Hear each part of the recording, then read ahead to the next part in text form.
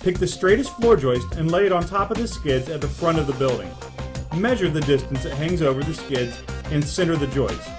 When it's centered, align it flush with the front edge of the skids and nail it in place with a 16D nail into all 3 skids. Cut your floor plates to length using 2x4 by 12 foot boards. Place the corresponding number of wall studs needed for your first wall onto the floor deck, evenly distributed as shown. Place your wall plates at the top and bottom of the wall studs.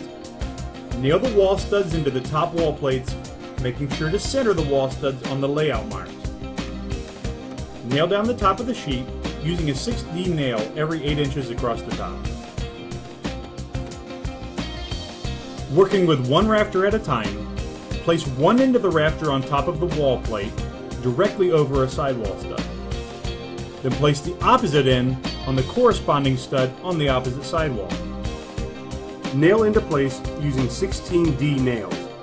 Attach the hinges to the door frame, aligning the hinges with the cross support piece. Align the bottom of the hinge board even with the bottom of the door frame and spaced as shown, with a hinge pin spacing the boards apart.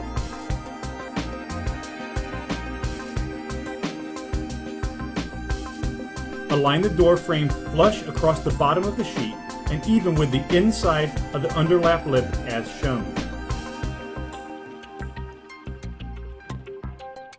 Align the bottom of the overlap 1-foot siding rip even with the bottom of the overlap door and nail it off using 6D nails. Make sure that 1/3 of the stud is revealed into the door opening. This will keep your shed weather tight but still allow your doors to open and close easily.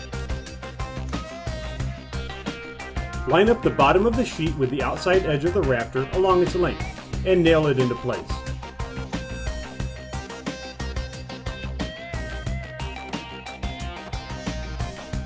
Install the H-clips between each rafter, making sure the large end is facing down. Install one of the remaining 4 rafter pieces onto the front of the building as a fly rafter.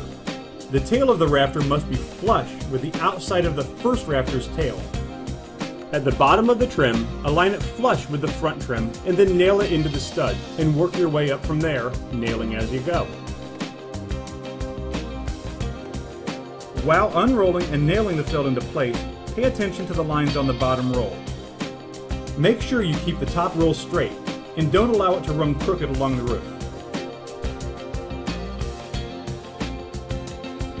Measure the distance from the face of the back rafter to the end of the first piece of drip edge and add 2 inches to that measurement.